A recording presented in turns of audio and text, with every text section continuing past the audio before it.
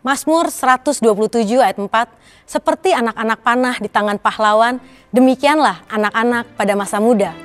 This is a good news for you.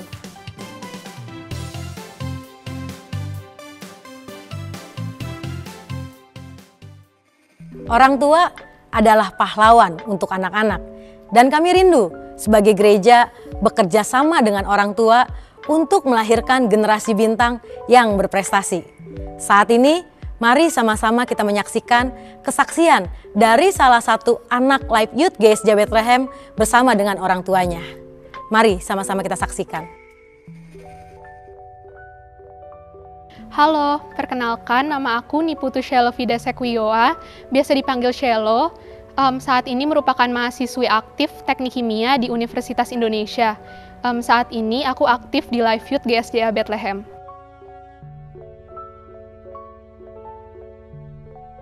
Sejak SMP, aku itu suka banget ikut lomba penelitian dan bikin-bikin penelitian. Awalnya emang gak sengaja karena dipilih guru, tapi dari satu lomba itu ternyata lanjut ke lomba-lomba lain karena ternyata suka.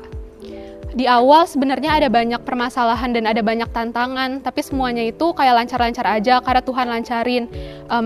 Dari awal Tuhan buat menang di beberapa kompetisi tingkat Jawa Barat, tingkat nasional, bahkan sampai tingkat internasional. Dan perjuangan di penelitian itu berlanjut di SMA karena aku juga aktif di ekstrakurikuler KIR juga di SMA dan dapat kesempatan sebagai ketua KIR. Tapi ternyata perjuangan yang lebih berat lagi itu ternyata di tahun terakhir aku SMA.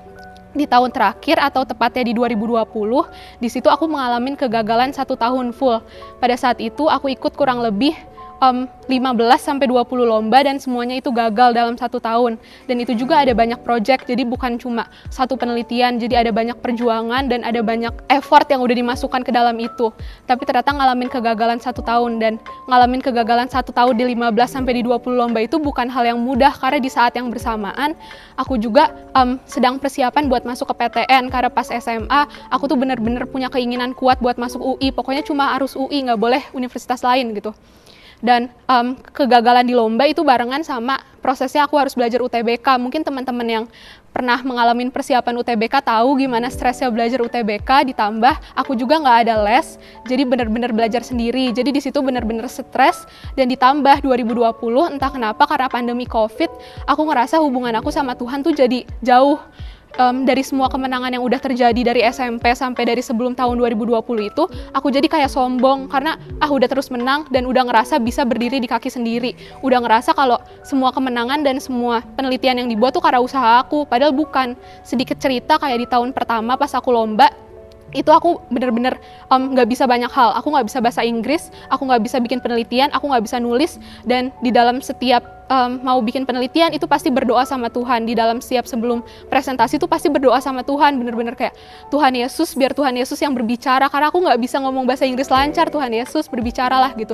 Dan ternyata rasa kayak gitu tuh hilang di tahun terakhir. Di tahun terakhir tuh udah mulai sombong, kayak bikin penelitian ya bikin aja, sebelum presentasi ya presentasi aja, kadang lupa buat doa. Ditambah pas lagi pandemi, bahkan kadang sesimpel doa malam aja lupa, tidur terus ketiduran, besok pagi baru inget belum doa, dan itu terjadi setiap hari.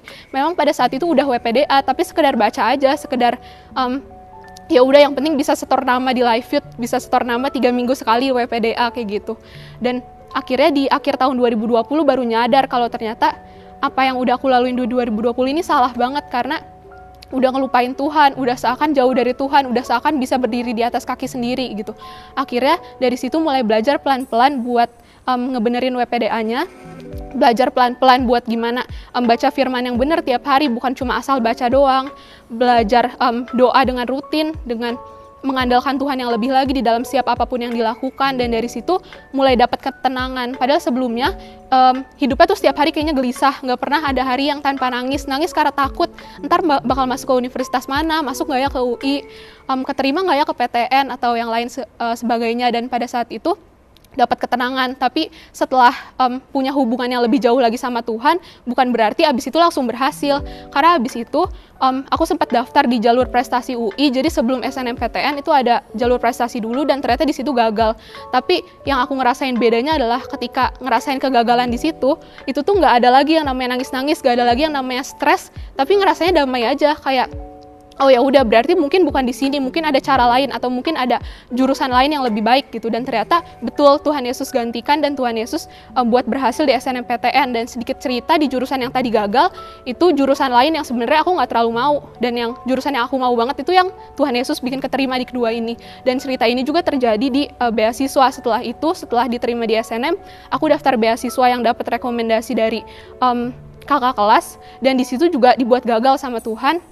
Tapi ternyata karena udah ngalamin bagaimana mengandalkan Tuhan, setelah gagal tuh gak ada lagi yang namanya stres, gak ada lagi yang namanya sedih. Mungkin kalau sedih lebih ke mempertanyakan ya, kayak ya kenapa ya, padahal persiapannya udah maksimal, tapi sedihnya tuh bukan yang berlarut-larut. Dan ternyata bener Tuhan Yesus gantiin juga beasiswanya dengan beasiswa yang jauh lebih besar, jauh lebih baik kayak gitu. Dan semua kegagalan yang ada di 2020 juga Tuhan Yesus gantikan di 2021. 2021 aku ikut hampir sekitar 5-10 lomba dan hampir semuanya dibuat berhasil sama Tuhan. Tapi poinnya tuh bukan di situ, poinnya bukan di kemenangannya, tapi poinnya di mana aku bisa dapetin damai sejahtera yang lebih di kondisi menang ataupun kalah, karena tahu siapa kekuatan aku yang ada di aku dan untuk siapa aku melakukan semua ini gitu. Dari kecil memang kita sudah berserah sama Tuhan, dan kita juga mengenalkan bahwa Tuhan Yesus itu hanya satu-satunya juru selamat. Dan kami bawa dengan penyerahan anak, terus kemudian juga membawa ke sekolah minggu.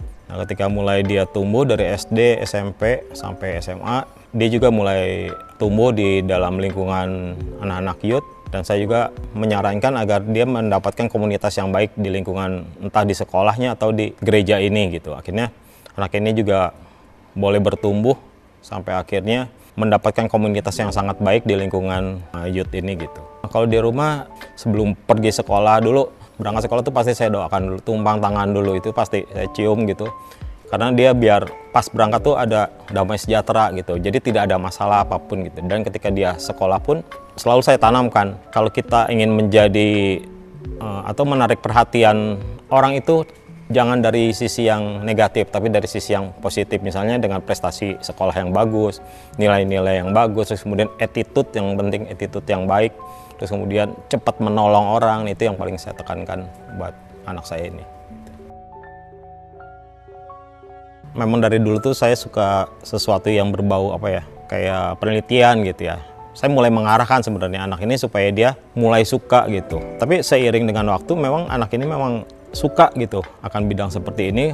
Ketika dia mulai SMP mulai suka terjun di penelitian dan mulai akhirnya ikut lomba di tingkat Jawa Barat, terus kemudian lomba nasional penelitian, terus kemudian akhirnya internasional yang akhirnya bisa ya membanggakan sekolah, terus kemudian kota ini juga, negara ini juga, sampai akhirnya anak ini boleh masuk ke sekolah yang dia inginkan juga ternyata gitu. Kalau pesan aku buat anak-anak youth yang lain, jangan pernah lupain Tuhan dan jangan pernah merasa kalau kita bisa berdiri di atas kaki kita sendiri, karena kekuatan kita yang sesungguhnya itu dari Tuhan Yesus. Jangan juga pernah tinggalin komunitas, di youth, karena disitulah kita dimana tiap minggu bisa dibangun, bisa saling ingetin satu sama lain dan bisa saling doain satu sama lain. Jadikan mereka sahabat kita, biasakan mereka juga open, maksudnya biasakan mereka kalau ada masalah tuh bercerita gitu. Mungkin di rumah nggak bisa, mungkin diajakin keluar, seperti kalau saya ajak jalan-jalan gitu, nanti dia akan ngobrol gitu, kita pancing dikit dia akan ngobrol.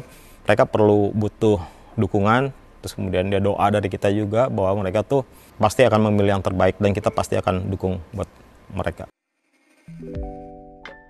Oleh karena itu, sebagai anak-anak muda, mari sama-sama kita tetap mengandalkan kekuatan Tuhan apapun real battle yang kita hadapi. Demikianlah This is a good news for you untuk hari ini. Jangan lupa besok kita tetap ibadah secara online, persiapkan hati kita, dan saya percaya Tuhan hadir di tengah-tengah kita. Tetap jaga protokol kesehatan dimanapun kita berada. Tuhan Yesus memberkati.